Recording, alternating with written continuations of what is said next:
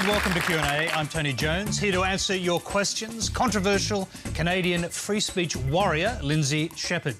Tasmanian Liberal Senator Eric Abetz. A radical Christian philosopher, Dr. Cornel West, who's on a national debating tour for Think Inc. People's panellist, Jeremy Bell, a philosopher and historian who describes himself as a conservative Catholic. And West Australian Labor MP, Anne Ali. Please welcome our panel.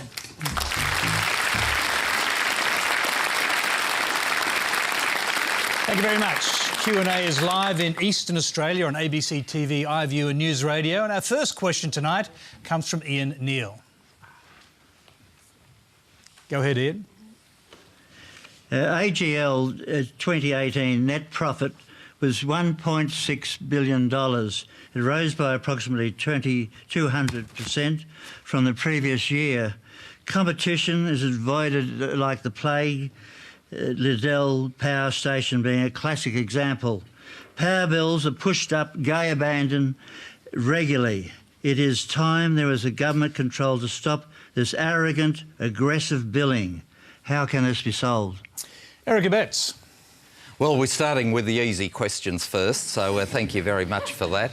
Look, Australia does have a problem. 20 years ago, we had the cheapest energy in the world. 20 years later, we are now, I think, the second most expensive in the world. Something's clearly gone wrong with our energy mix and the way that we do business in this area, and that is why I believe that we do need to have a very close look at the Paris Agreement, and I, for one, a year ago already was saying that we should be putting our pensioners before Paris.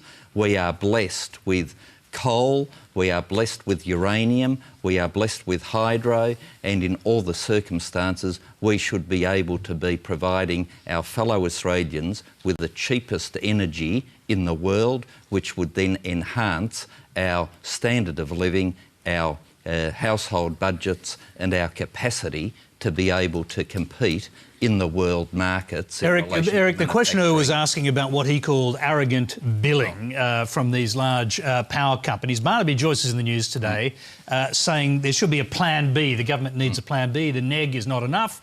It needs to be able to threaten power companies. It will break them up into smaller companies if they don't actually produce lower bills. What about that idea?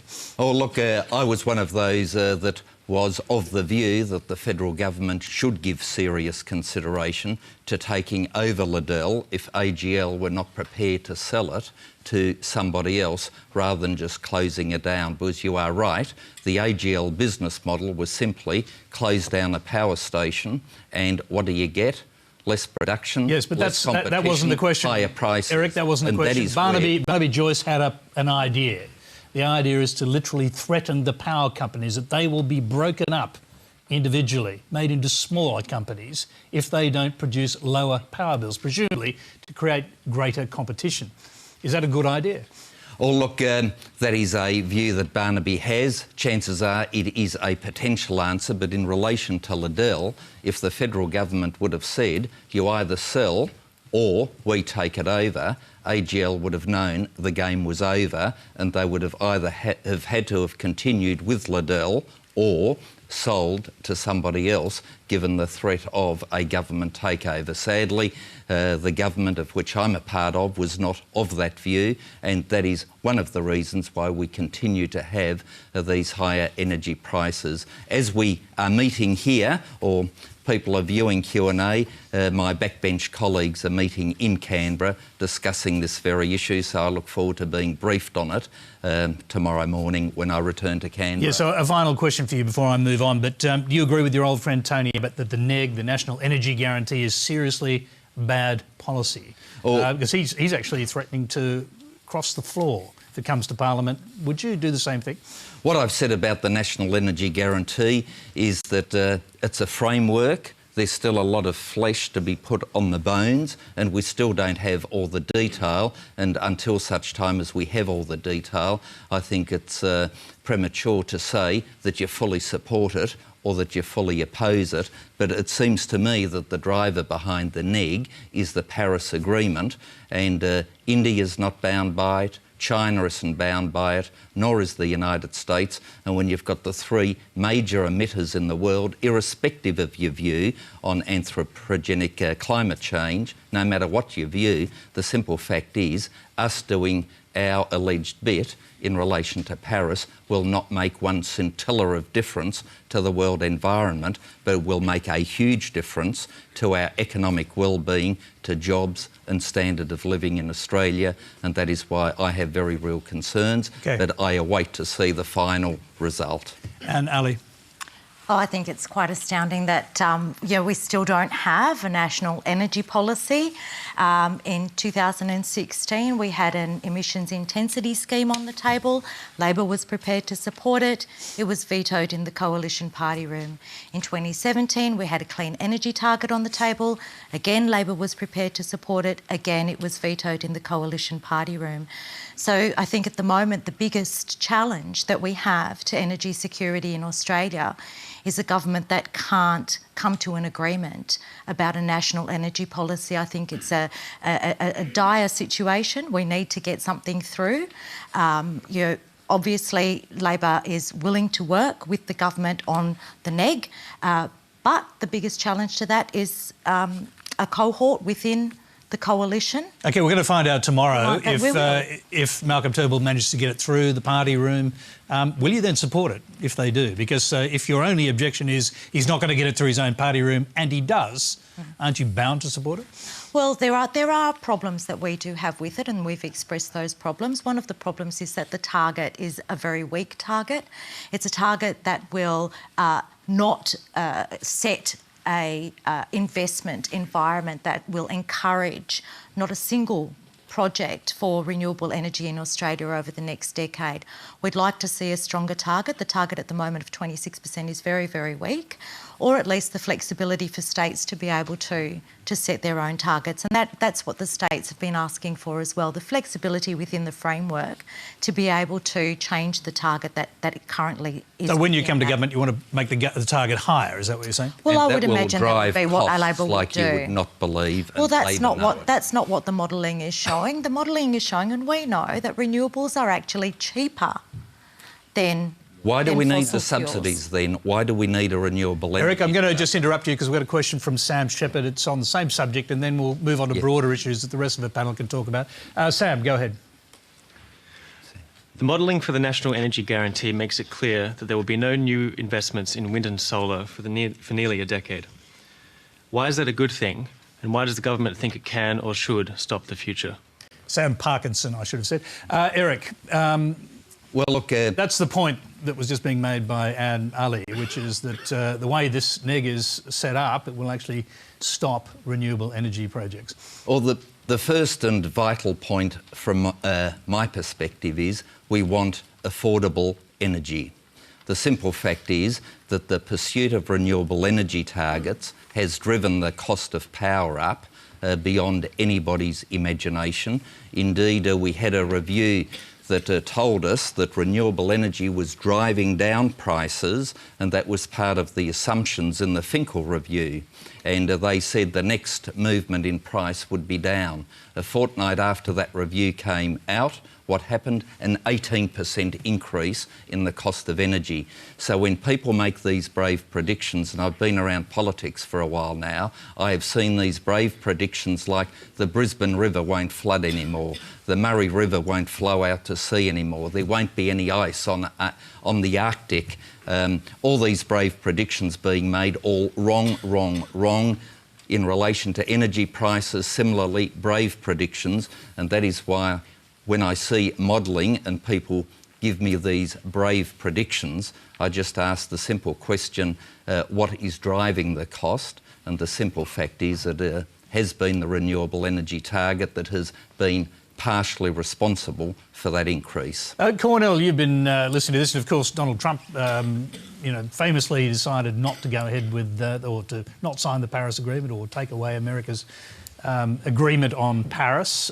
So how does this debate sound being echoed back over on this side of the debate? Well, I mean, on the one hand, you all are wrestling with national energy. In the United States, we're running out of civic energy. And what I mean by that is a deep commitment to public life, high quality public education, public conversation, the things that hold democracies together, the glue that constitutes the very raw stuff of very fragile experiments called democracy. So in the case of Donald Trump, you get not just the tribalism, the polarization, the balkanization, the manipulation of the language, the scapegoating of the vulnerable, the machismo identity. One can go on and on and on, dot, dot, dot. And I'm not going to let you do that because I've got a specific question that'll allow you to do that. Absolutely. Just respond to what Eric Abetz said, because you were making that point before the questioner. Is it actually the case, though? I mean, you get back into government, you can turn the target into whatever you want. I'd just first of all like to thank Sam for his question, and you're absolutely correct about the future and the future of energy in Australia. The other point to make, though, is that reducing emissions in energy is much cheaper than reducing emissions in other sectors such as transport and manufacturing. We have an emissions target. We need to honour that emissions target. How we do that is the question, and any kind of national policy should do two things. It should aim to guarantee supply, and it should aim to also meet our emission targets. Every modelling out there, and I have a wonderful company in my electorate called Sunvatec, who have developed battery storage for solar and an inverter system. They're waiting for a national policy that sets the environment for them to be able to attract investment so that they can move on with their project and supply these to the markets. Yes, we have a lot of coal. Guess what, Eric? We also have a lot of sunshine. We also have winds, and we also have tides. Say that to the South If other countries Australians can move on to renewables and produce cheaper electricity, so can we. I'm just going to go to our... Tony, make a brief point. Yeah, if I may quickly, part of our policy is also to include pumped hydro in the Snowy scheme with a substantial investment, and I hope we all agree that hydro is in fact a renewable source of energy. OK. Jeremy, People's Panellist, you're from Western Sydney. The concern about power prices is supposed to be huge in Western Sydney. Do you feel that yourself? To be honest, no, but that's partly because I hadn't been in Western Sydney very long. I teach out there. I used to drive an hour there or do public transport long enough to get for 1.5 hours, indeed. Well, that's the thing. I've had power bills, I think 2 of them so far, and they're not nearly as high as I feared they would be. My bigger worry is about being able to afford a house in the future at this stage. But ask me again in 12 months' time and maybe I'll sing a different tune. OK, let's move on. Remember, if you hear any doubtful claims on Q&A, let us know on Twitter. Keep an eye on the RMIT ABC Fact Check and the Conversation website for the results. The next question comes from Jane Layton. Jane? Hi, I'd like to direct my question to Cornel West. You have said that you believe the US is spiritually bankrupt. Do you think capitalism, with its emphasis on external goods and promotion of self-interest, has contributed to the loss of a moral compass in business and society? And do you think a more ethical form of capitalism is possible? No, my dear sister Jane, that's a very difficult question. We need a seminar to really come to terms with its complexity. But I would certainly say that the American empire, the very fragile experiment of democracy that's circumscribed by the empire, is experiencing a spiritual blackout. What I mean is a relative eclipse of integrity, honesty, and decency. The escalation of corruption, mendacity, criminality, people obsessed with just getting over, obsessed with the 11th commandment, thou shalt not get caught. And that's not just the business class, but we could start there. It's true in the working class, it's true, it cuts across institutions. And it's also tied to the imperial meltdown. America is an empire in relative decline and deep decay. And by deep decay, I mean just looking at the souls of its young people. I'm very inspired looking at the eyes of these precious young folk here in this audience. When you look at the children in the United States, 1 out of 2 black children live in poverty, the richest nation in the history of the world. 22% of all American children live in poverty, the richest nation in the history of the world. But then the poverty in their souls. Titillation, stimulation, rather than deep care and nurturing. too many uncared for, unloved. The market forces shaping them into a culture of superficial spectacle and image rather than character, virtue, concern with the other. The narcissism, the hedonism, the nihilism that's shot through the culture. You can see it in Hollywood, you can see it on the streets. And all we have left is prophetic fight back. And I've come from the legacy of Martin King, of Dorothy Day. She's my favorite Catholic. I know we got a Catholic brother here. Of Dorothy Day, Rabbi Abraham Joshua Heschel, our deep Jewish brother, Edward Said, Palestinian brother. These are American giants, and they are as American as apple pie. Now, Donald Trump is as American as apple pie. It's just that his America is triumphing, and the America of Martin Luther King Jr. right now is wrestling with defeat.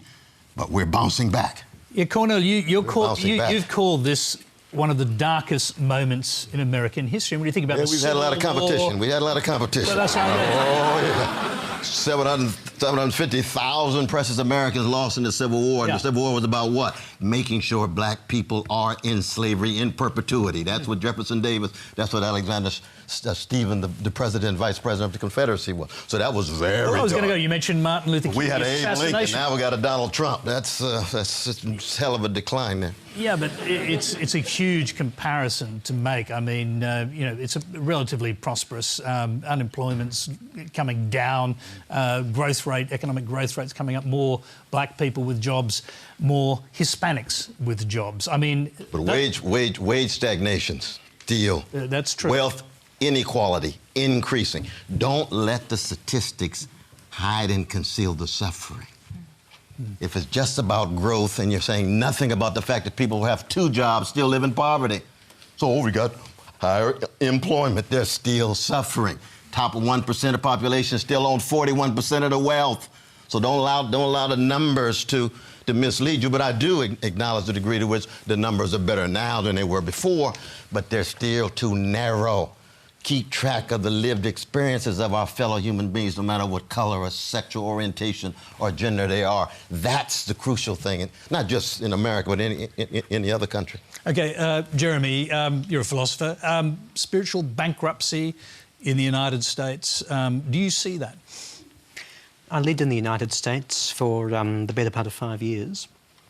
I saw very little of it, really. I lived in Chicago, but as Cornel would know, the University of Chicago is very close to the one of the poorest areas for black people that you can imagine. I did a certain amount of social work, for want of a better word, in that area, so I saw some of it firsthand. I think, yes, there's spiritual, I don't know what word to use, really. Corruption was one word that you used. I'm inclined to agree with that. I'm not sure that I would blame, not that you are blaming capitalism for all of it, I know, but I'm not sure how exactly capitalism comes into that. I think, as a Catholic, I'm not about to defend capitalism to the end of the road, but at the same time, there is some truth in the claim that, look, capitalism has made not just America, but the Western world as relatively rich. Doesn't capitalism sit well with Catholics? Is that what you're saying? Does it? Doesn't it? Why wouldn't you defend it as a Catholic? Well, where to start? It is St Paul who says, or at least he's often quoted as saying, money is the root of all evil. That's scripture. Whether you're Catholic or not, that's scripture.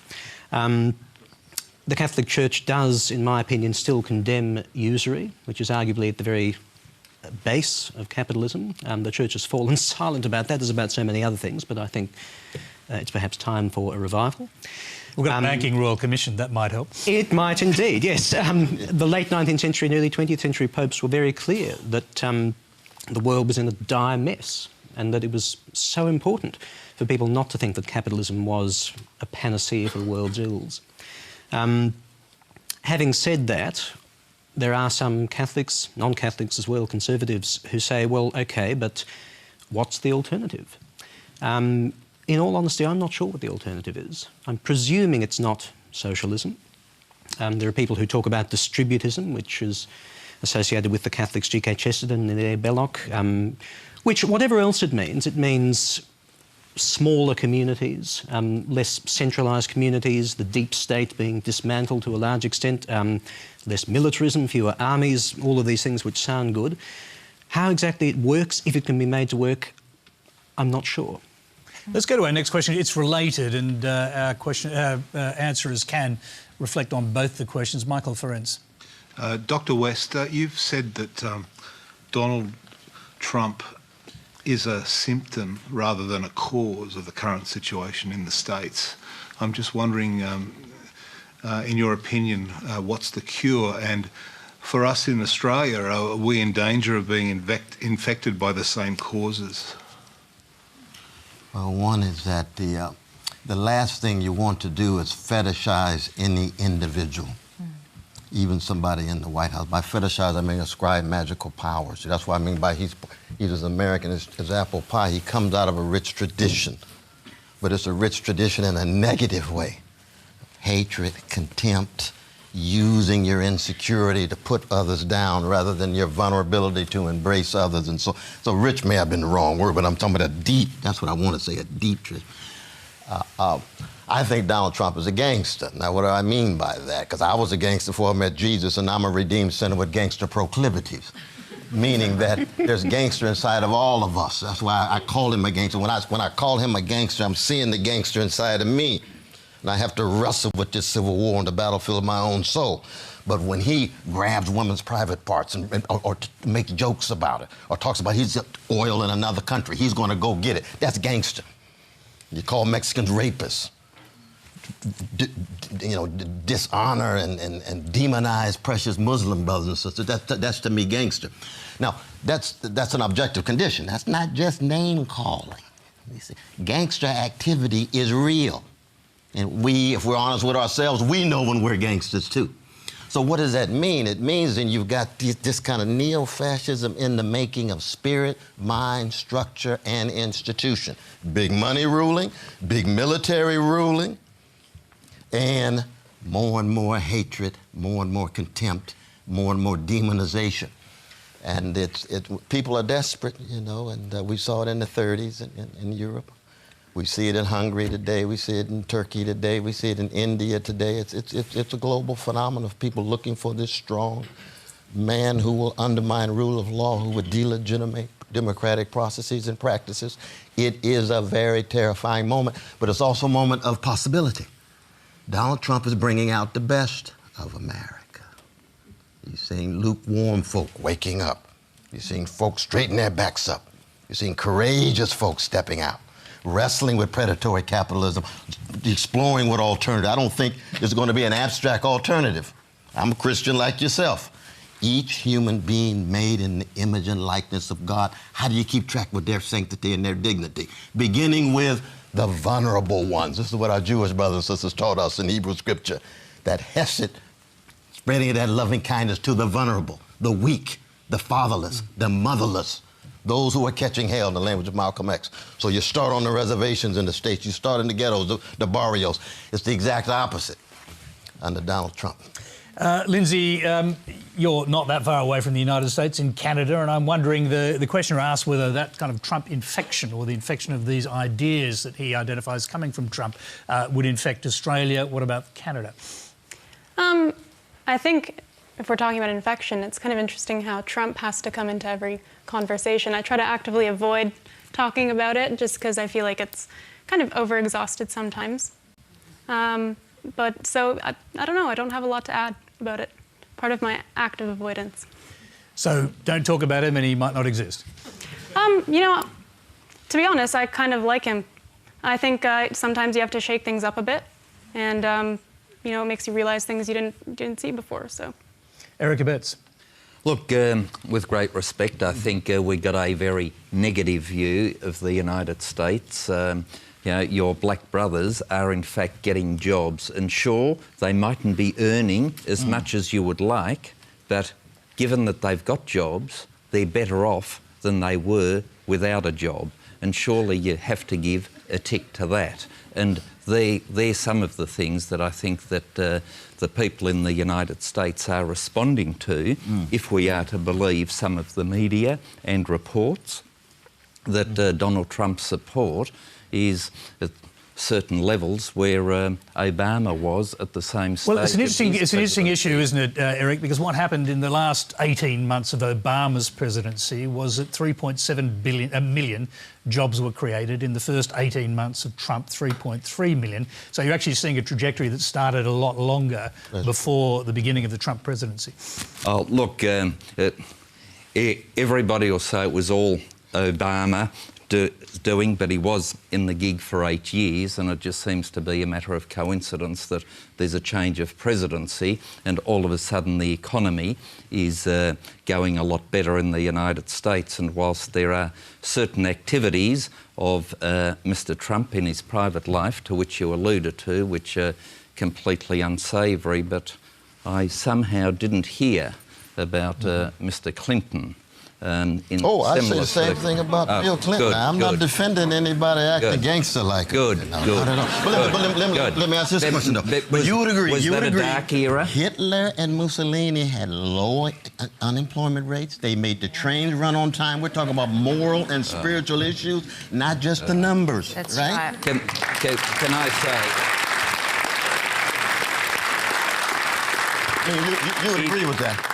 It is a matter of regret. It is a matter of regret that you would put Trump in with a hideous regime of Hitler, and to try to get that moral equivalency is just shows a misunderstanding of the horrors of Hitler and fascism, and to try to equate the two. No, I'm not making the equation. I'm not making the question. I'm saying that if we only accent what you are highlighting, you're going to miss what was going on with Hitler and Mussolini. I'm trying to make sure Trump doesn't move into a Hitler-like Mussolini condition. Not yet. We don't know. He's still in the making. Okay, let's But I'm not making a moral equivalency. I want to make that clear on Australian television. Didn't make it. My dear brother corrected me if you thought I said that, but I didn't say that. But I'm saying the point. Okay. Keep the moral and spiritual. I'm just going to move away from this bonding experience for a minute. So the questioner asked specifically whether the infection that he saw would come to Australia. And I suppose if you think about it, there's Brexit, there's Trump, there's the rise of the right across Europe. All of these things are, in a way, connected. Oh, absolutely. I want to come to one of the points that Dr. West pointed out in terms of stagnant wages and inequality, and something that you said there, Dr. West, about talking about growth without talking about the distribution of that growth to our most vulnerable.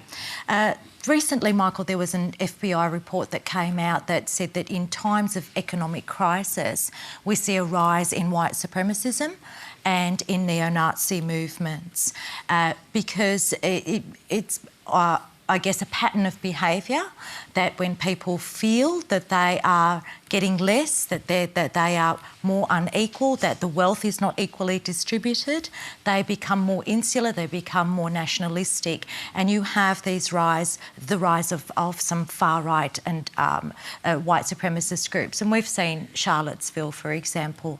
In all of my lifetime, I never ever thought that I would ever see a neo-Nazi flag flowing so brazenly in the streets in broad daylight.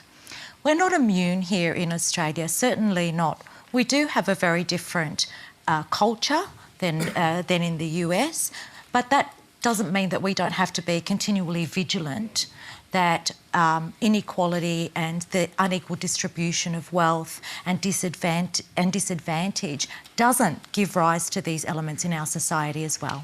OK, much more to talk about on this program. You're watching Q&A Live. High school students, the third Q&A high school special goes to air on September 10. Now, we're broadcasting live from the Australian National University with senior students filling the auditorium and the panel. If you'd like to be a high school panellist, go to our website now, upload your audition video. We'll bring the winning students to Canberra to take on the politicians in our National High School Special. Our next question comes from Liz Fanning. Hello. My question is sort of addressed to the whole panel. So one of my friends is a student at the University of Sydney. I'm a student myself. I know like a lot of students, obviously. And last year he was at the he was at a stall at Sydney University displaying signs saying it's okay to vote no in light of the upcoming plebiscite on marriage. Same-sex marriage. Same-sex marriage, yeah, sorry. And he said that there was a lot of very aggressive behaviour, that there was people ripping the signs out of their hands, throwing glittering condoms at them, screaming abuse. And this went on for a lot of hours before any steps were taken to stop it. And I think from a lot of people that I know, this is an experience that seems to be quite common, and that non-left views are also being put down in classrooms, shut down without discussion. Do you think that if this is how one of the premier academic institutes of Australia is dealing with such vital points and issues, that we're heading for a more polarising and violent polity in the years to come? We'll hear from the whole panel on this. Jeremy, start with you. The short answer is I don't know. Part of your question is how representative was this incident that was described to you, I think. Now, I can speak from my own experience. I was involved in a debate about same-sex marriage just in front of the postal vote last year. There were 3 individuals who came along. This was at Macquarie University, and they wouldn't let the debate proceed. The other speaker spoke. I almost finished, and then right near the end of my speech, these 3 began shutting the debate down. And they were very clear that that's exactly what they were there to do. Their attitude was, this topic should not even be debated, at least not at a public university. Now, interestingly, there were people at this debate who, of course, wanted to vote yes, were determined to vote yes, including some same-sex attracted people. They came up to me afterwards and said, look, I'm so sorry about that. Now, as far as I'm concerned, they had no reason to apologise, and I told them that. So, of course, OK, 3 bad apples, so to speak. Nonetheless, it wasn't entirely unexpected, and I was not altogether surprised. I think, yes, there is great intolerance, not just at universities, but yes, at universities, for what are perceived as outrageous, horrible views. If you think about it, I was there to defend what was then the law of the land. And they said, no, we're not going to debate this. So I'm concerned. Whether this means society is going to get more fractured, more violent, I really have no idea. Anne? I'm sorry, what was your name? Elizabeth. Elizabeth.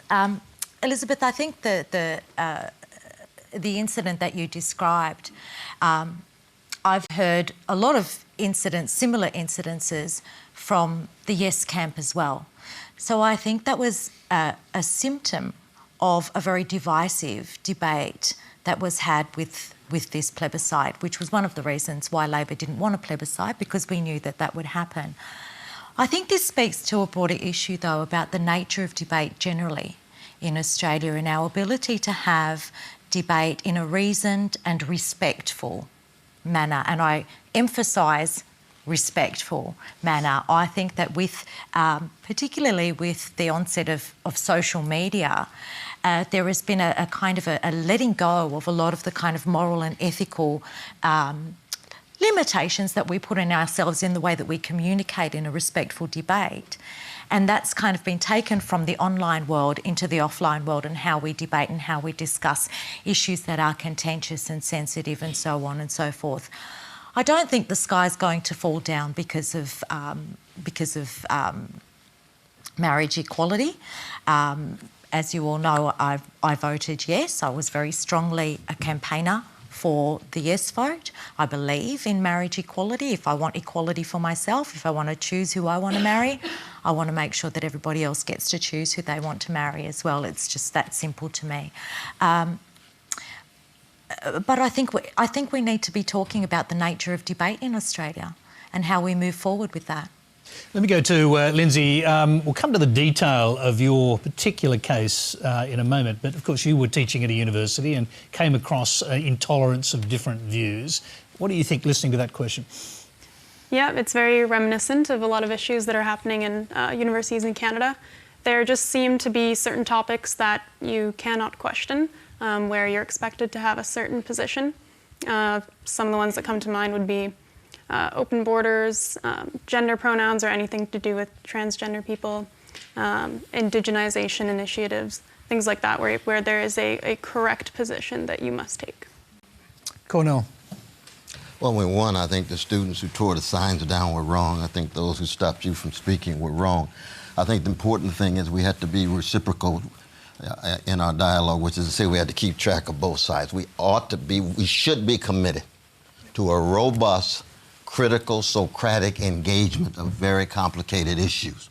No doubt about that. But at the same time, you see, because I look at the world through the lens of the cross for the wretched of the earth, you look at in the States where you had escalating vicious attacks on precious gay brothers and lesbian sisters, and especially precious trans folk. And when they are attacked, there's relative silence of those talking about free speech. I don't hear a lot of voices. Those folk have a sanctity and a dignity just like any other straight person, for me. Therefore, on the one hand, we defend yourselves and others who are concerned about the dialogue, the dignity of each voice. We must learn how to disagree, and disagree in such a way that we can still accent our humanity even as we have certain deep disagreement. Because we know friendship is always deeper than politics. Love is always deeper than politics. If you haven't discovered that, you don't know what love is, but that's another show. Let's try Eric. Do you know what love is in that regard? In relation to the question that was asked, what surprised me throughout that debate was that those that were allegedly asserting tolerance were in fact the most intolerant during the debate. And if I can just emphasise that, because there is this desire by a lot of people to stereotype everybody, so that if you're gay, it just goes to follow you must have supported same-sex marriage. I happen to have a staff member who is gay, who was actively involved in the No campaign with myself, and the vitriol that he was subjected to by other gays was just appalling, and yet they would be out on the streets and elsewhere saying, we want tolerance, vote yes, and then would behave in a manner simply designed to either bully somebody into silence or, in the case of the stall at the Sydney University, shut it down. And any institution that wants to be a genuine institution for learning, celebrating diversity of ideas, should have dealt with those students that dealt in such a bullying manner with their fellow students and said that is completely unacceptable, and I would have thought some disciplinary action should have been taken so that the ethos of the Sydney University could be upheld to say we are very interested in ensuring that everybody has their fair chance in putting their point of view. OK, free speech is a core issue in this program. We've got more questions on it. We'll go deeper with them. Our next question is a video. It comes from Fiona Adolph in Perth, Western Australia. Most reasonable Australians are tolerant and respectful towards vulnerable groups, including trans people. Just as the now commonplace title Ms was once rejected as a too radical substitute for Miss or Mrs, alternatives to him and her, words like zis and zim, might one day become mainstream. At the same time, the public service, Qantas, and even the ADF have moved to quash everyday words like him, her, mum, dad.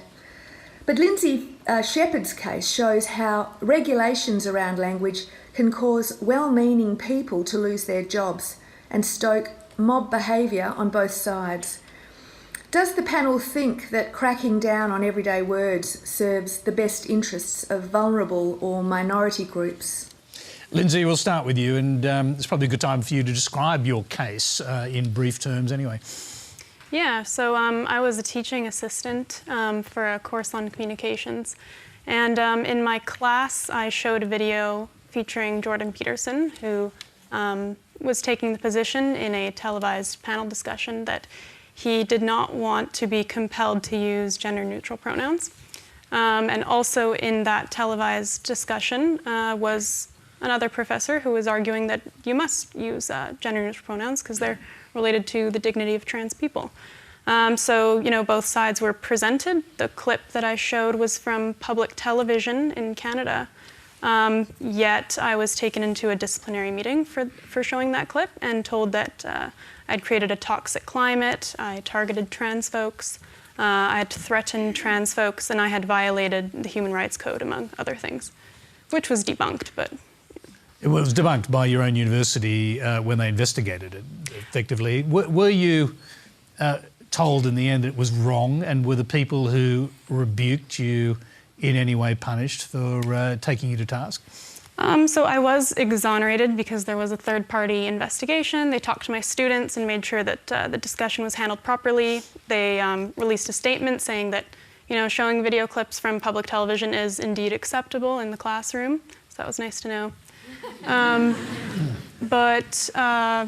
It was a debate. So you're showing a video of a debate, not dissimilar to the debate we're having here, but one of your superiors found against you for doing that. That's effectively what you say. That does sound like political correctness gone mad. Yeah. I was told there were complaints, but I wasn't allowed to know the contents of the complaints or how many there were, despite me asking many times. And, what changed the narrative here, though, is that I secretly recorded the disciplinary meeting and I released it to the media. If I hadn't done that, this probably would have just been another disciplinary meeting where someone is told to get in line, and that's the end of that, they get in line. So just to clear this up, you didn't have any sort of agenda when you began this? Did you have a particular personal belief that this use of gender pronouns or the changing of gender pronouns shouldn't happen or should happen? No, absolutely not. I just think it's an interesting phenomenon, and that week we were talking about grammar.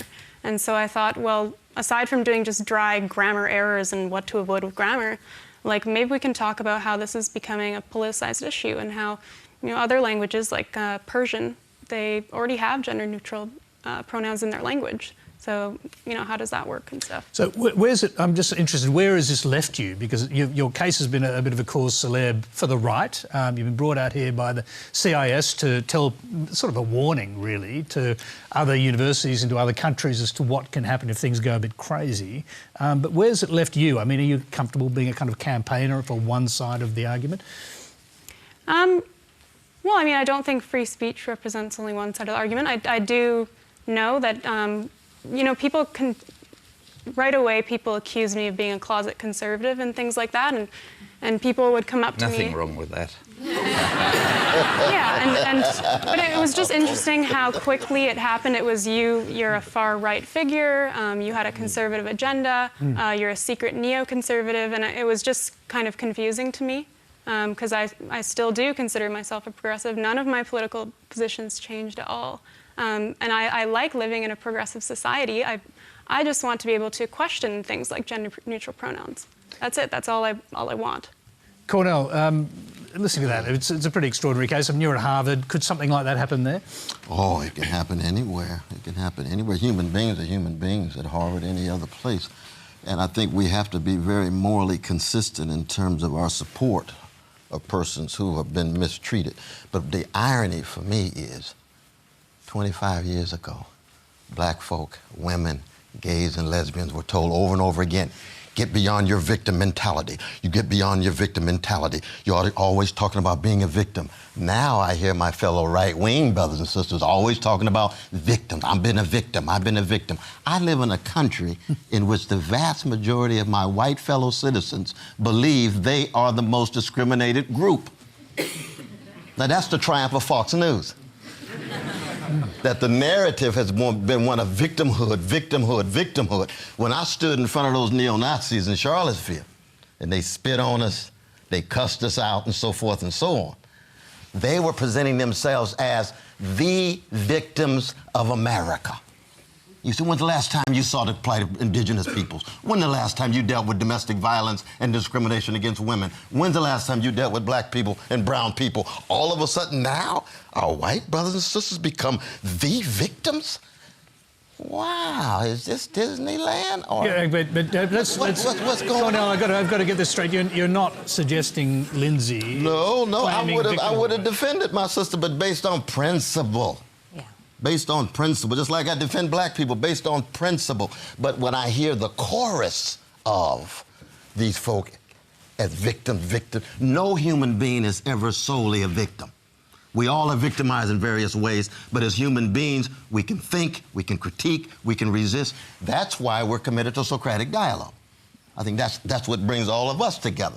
Now, we end up in different places. Some of us are wrong, some of us are less wrong. You can be wrong.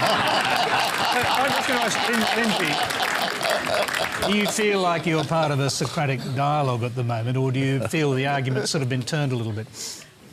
I mean, I never wanted to position myself as the victim ever, but I definitely do see the phenomenon you're describing. Yeah, but yeah. people were quick to, you know, our national broadcaster, there was one pundit who called me a crying white girl because in the recording I get a little bit emotional just about like the complaint situation and how I was so confused about it.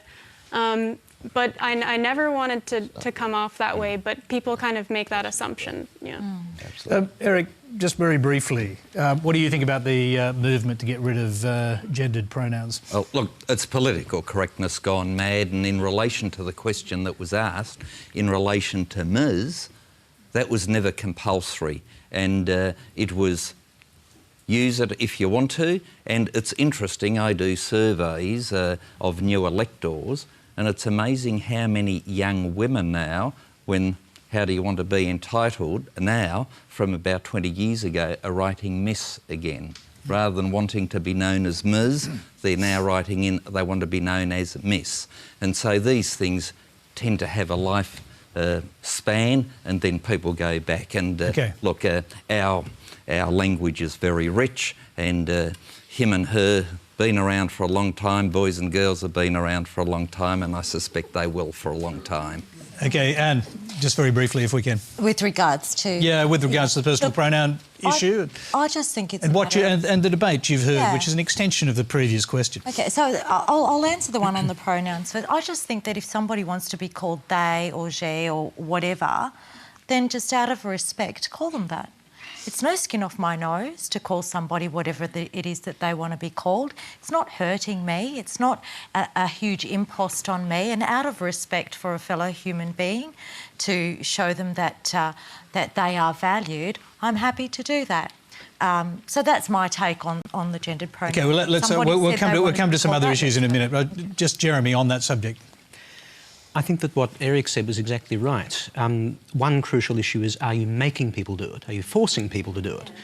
The questioner used the phrase cracking down. Now, in New York, if I'm not mistaken at the moment, a landlord who uses what is taken to be the wrong pronoun can, in some cases, be charged something like, perhaps you can correct me here, $200,000 or so. That's the fine they face. We hear stories about universities, including the University of Sydney, that are saying to students, you will lose marks if you don't use neutral pronouns. Now, look, when I went to the University of Sydney, I did Jewish studies. That was my undergraduate major. And something we were told right at the outset was, look, please, in your essays, don't say BC and AD. Write BCE and CE, for obvious reasons. Now, I was perfectly happy to do that. As far as I know, everyone else in the class was. It wasn't forced on us. There were no sanctions threatened. And as Anne says, it was a matter of basically of common decency. And yes, I don't see why it can't be very largely left to the common decency of ordinary people. I do actually have one more thing to say if there's time. Sure. This is where I may get myself into trouble. It's one thing... That's why I say sure. Of course. Enough rope, right. Sure. It's one thing if we're talking about using gender-neutral pronouns, if we're saying, OK, we're not assuming your gender, whatever that's supposed to mean, OK. It's another thing if someone who, as far as you're concerned, is very obviously a man, is saying, I want you to call me she. Because, or vice versa, because in that case, I would say, look, you are actually asking me to say something which I don't believe. You are asking me to lie to you. Now, how is that respectful to you? Now, of course, in particular situations, in classrooms or in dealings with clients and so forth... Can I just, just a quick interruption there? I mean, how do you know that person is not in transition? Well, sometimes they may be, of course. Sometimes you know that they're not. I mean, it's made very public How do you that they're know? not. Well, no, when I say sometimes you know that they're not, I'm thinking, for instance, there was a period when Bruce Jenner or Caitlyn Jenner, whatever you wish to call that individual, everyone knew there had been no surgery, no hormones, nonetheless, Woman of the Year. Now, as far as I'm concerned, the magazine that printed that was printing a lie. Now, unless you actually go full throttle on the gender theory and say, no, gender is purely a matter of what you define yourself to be, then there's a serious question here. Now, OK, that's another debate to have, a Socratic debate to have, by all means. But again, I think, yes, you could. I mean, when I did give you the enough rope, you certainly took it. Thank you. And do you want to respond to that briefly? Well, I just think if you believe that somebody is a bloody idiot, but they don't, is it OK to call them a bloody idiot? Are you asking me? Yeah, I just think, you know, is it up to us to decide other people's identities and what they want to be called? But if somebody came to me and respectfully said, look, I'd like you to call me they, or I'd like you to call me he, or I'd like you to call me she, honestly, it's not a big deal as far as I'm concerned to show that person that level of respect. Yeah. All right, it is time to move on. So we, no doubt there's more to say on that subject. The next question comes from Gvanish Bhatia. Senator Abetz, as a turban man, I've been following the debate around amending the Racial Discrimination Act, Section 18C. I follow this because discrimination against me on the ground of my race or religion is something that I need to be prepared for and consider on a daily basis. Why do you believe that it is okay to remove the protections that I have? Do you believe that bigots should have the right to offend, insult, humiliate, or intimidate another person or group of people because of their race or ethnicity? Eric Abetz. I believe in the right of free speech. It is a fundamental principle on which our society has been based for a long time. Should people go around offending people? Of course not. But should you have laws that allow people to say, I feel offended? Now, if it's incitement, then, of course, we have laws, but going to offence takes it that one step further, and in fact it's interesting when you have a look at the introduction of that legislation, which happened in about 1994. Green Senator Christabel Chamarette from Western Australia was in fact of the same view as myself, that what would happen in a few years' time would be that the thought police would deal with certain people, such as the students at QUT, the cartoonist Bill Leake, rest his soul, and other people, which I don't think we should be putting up with in a free society that values freedom of speech. So, Eric, just to bring you... Eric, sorry. Race? No. Just to abbreviate things a bit, one of the core questions there was, do you believe that bigots should have the right to offend? And bear in mind that your former Attorney General, George Brandis, said people do have a right to bigotry.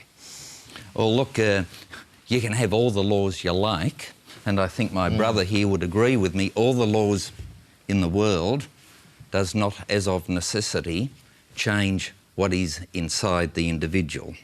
And so all we can seek to do is modify people's, if you like, outward behaviour, and therefore, if they engage in racial vilification, then I think that is something that most of us would disagree with. I remember looking at some industrial history where in the 1930s people had advertisements outside their premises, vacancies, Catholics need not apply. Horrid stuff, which, thank goodness, our society moved on from. But was that free speech, Eric?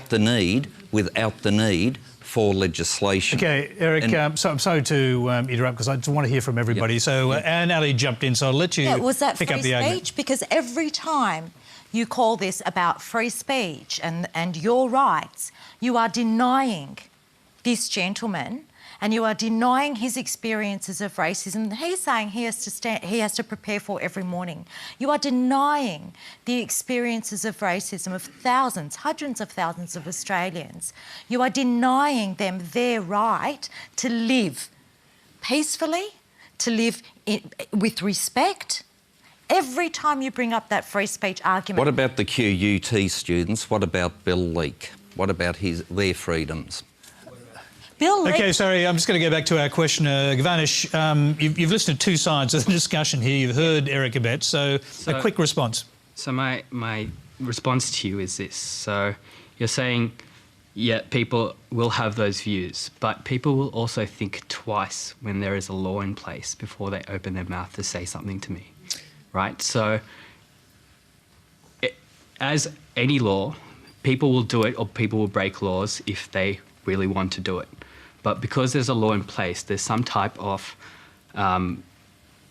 Protection. there's something there that there's a protection there that if it does happen, there's something that I can do because it happened to me, right? If that's not there, I can't do anything. I just have to let people be racist. Okay, let's go, before we get Eric to respond to that, let's go to the other panellists. And Cornel West, do you agree with your brother Eric? No, he's wrong again. He's wrong again.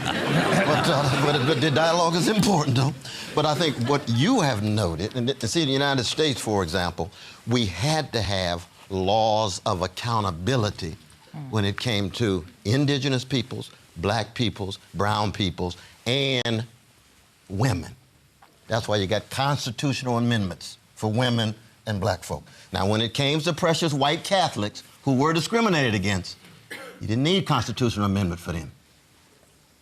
When it came to other white folk, you didn't need it. Why? Because in a white supremacist civilization, which is to say in a settler colonial experiment, United States, Canada, Australia, there's different examples of this. You need something stronger when it comes to those who have been cast as other in a fundamental way. And Muslims, women, indigenous peoples, they have a different status than the Catholics and others who have been discriminated against. Now, our Jewish brothers and sisters are an interesting case because when they arrived, they're neither white nor black in the States. They're not Goyim, they're not Negroes. What are they? They're Jews. It's a unique status. When they get to the Jim Crow bus, do they go to the front where the whites are? Do they go to the back where the blacks are? Now, if you're Jewish progressive, you went to the back, you're in solidarity with the least of these, right? If you're Jewish liberal, you're wavering and lukewarm like most liberals. And if you're conservative, I'm going to assimilate. I'm American like everybody else. I'm like the Goyim. That's Norman Potterhore's 1967, which is just making it. Forget about justice. Just make your career your end and aim. So in that sense, we had to be very historically sensitive to different groups who do need laws as opposed to just a civic virtue that you and I do agree on. Civic virtue must play an important role. Okay, laws can't do it all Cornel, let's ask Lindsay, because Canada was mentioned as one of those white settler experiments, along with Australia and the United States. What do you think? Yeah, so isn't a big part of this changing humiliate, insult, offend into harass? And intimidate. Yeah. But the people who will make those kind of claims, those words all mean the same thing anyway. So I'm not sure how big of a deal the language changes, because they will just use those terms interchangeably. It is significant because harass under a legal definition requires a consistent pattern of behaviour, whereas to offend can simply be one instance of offence. So there is a legal difference between the two. It's also subjective. Jeremy, what do you think? I think a number of things. First of all, once again, yes, the law is a blunt instrument to be dealing with this sort of thing. Now, Cornel was talking about settler societies and the need for laws given the oppressor-oppressed relation. The 1995 Racial Hatred Act was passed, I'm fairly sure, in the wake of the multicultural policies of the 1970s and beyond. They weren't to do with Australia as a settler society. They were designed to deal with the fact that now we have an increasingly multicultural societies and a certain amount of tensions as a result. Now, I do think it's a serious problem, yes, that the law uses the word offend, but intention is not required and that offence is taken rather than by any clear standard given. I also think that, look, when it comes to everyday dealings with people, and of course you're not talking about things like violence. I mean, there are laws in the books for that as well, of course, but when it comes to everyday dealings, people find ways at the lower level, school level, university level, church level, to deal with the kinds of incidents that it seems to me you're mainly talking about. And those tend to work. I can speak from my own experience here. When children at school, if the school is well run, if children at school make racist remarks about Sikhs or about Hindus or what have you, the school deals with them. There's no going before the commission of any kind, you just deal with it and it works. Now, I'm not saying that's a perfect system. There's no such thing as a perfect system. I'm sure you'd agree. I do think that the obvious effects of the law as it is, some of which were referred to earlier, you have these hapless QUT students. Now, the university, QUT, did actually deal with them. It took down the offensive comments, and it could well have taken other disciplinary action. It might have been appropriate too.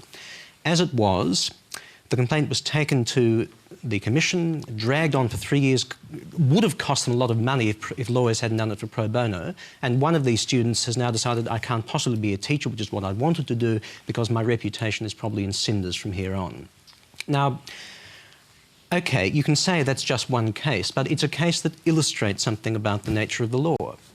A law that, as in some other countries, actually focuses on, OK, there has to be some intention. You have to be trying to insult, or you have to be intimidating. That, I think, would make somewhat more sense. We're running out of time, and you want I want very to make a very short short point about this argument that offence is to be taken, not given.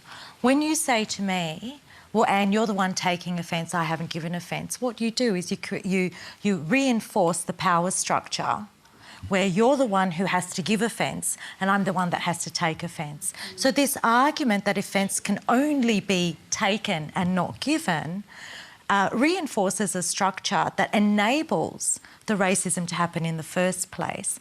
I think that we could discuss this more, and perhaps you and I can discuss this more about this whole idea We'll of have to be in the green room, I'm afraid. Yeah. It's time for one last question. I'm sorry we are running out of time. It's from Marcus Campbell. My question is for Cornel West, and thank you so much for your brilliant answers so far. Many of us Christians understand that the radical message of Jesus was made dangerous in his time by its opposition to the violent dominance of the Roman Empire and the supremacy of economic, political, and religious power. In our time of increasing wealth inequality, privatized faith, and different forms of violent supremacy on the rise, has the Church in the West lost the revolutionary way of Jesus? And how do we get it back? Cornel. I appreciate the question. Now, I think part of the genius of the Christian tradition at its best, and this is a prophetic version, which is always a slice, because the Christian church is founded on the bones of Peter, who denied Jesus 3 times. So you have low expectations of such an institution. But that same Peter didn't deny that he had denied him, as Chesterton says, and he's absolutely right. He bounced back. The history of our species is the history of hatred and envy and resentment and domination and oppression. And what Jesus tries to do coming out of prophetic Judaic tradition is to break it, to interrupt it. And it says something that seems to be so weak in the world. Love is actually the most powerful when looked at through the lens of those who are willing to be crucified in order to bounce back, to learn how to die in order to learn how to live. That's what it is to be Christian, and therefore you always have relatively low expectations in terms of the overall project, but you have high expectations of the possibilities. That's what the cross is about. That's what Martin King was about. That's what Dorothy Day was about. That's what the great ones were. But now Christians, I speak as a Christian, of course, so I have my biases. I don't think we Christians have any monopoly on this. We've got Buddhist examples, we've got Jewish examples, we've got agnostic, and we've got atheistic examples. But the important thing is not to run out of gas. Don't allow the despair to have the last word. Don't allow the hatred to have the last word, even if what seems to be so weak and feeble, namely your commitment to a love of neighbor and love of enemy, to bear witness, and then to create some interruption. Democracy itself is a certain kind of love. Democracy creates an interruption of the dominant orientations of human history, monarchs, suzerains, elites, right across the board. The problem these days, the corporate elite function in some ways like the monarchs did. The oligarchs function like the monarchs. They don't want to be accountable. They're greedy. They want to seize the public square for their own private good. How do you account for the 1% having so much? They're so smart, please. They work so hard, please. But we don't want to take their money because we don't want to be violating their rights, we want to tell them, you're greedy and you got poor folk over here, and this distribution going upward over and over again flies in the face of the best of the prophetic legacy of Jerusalem. It flies in the face of the Socratic legacy of Cornel. Athens. Our pagans have something to say on this issue too. Cornel, I think the money lenders are fleeing the temple as we speak. Let them flee, let them go, let them go. We'll have to we'll let you have the last word because I'm told we're out of time. That's all we have time for tonight. Please thank our panel, Lindsay Shepherd, Eric Abetz, Cornel West, Jeremy Bell and Anne Ali.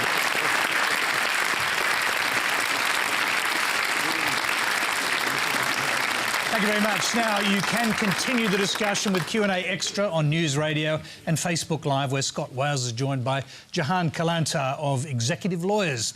Next Monday, Q&A and the Melbourne Writers' Festival bring together leading Australian writers to discuss where reality ends and fiction begins, with the award-winning author of Tomorrow When the War Began, John Marsden, short story writer and author of The Hate Race, Maxine Beniba Clark, the author of The Lebs, Michael Mohammed Ahmed, Miles Franklin award-winning author of The Choke, Sophie Laguna, and journalist turned novelist Trent Dalton, whose new book is Boy Swallows Universe.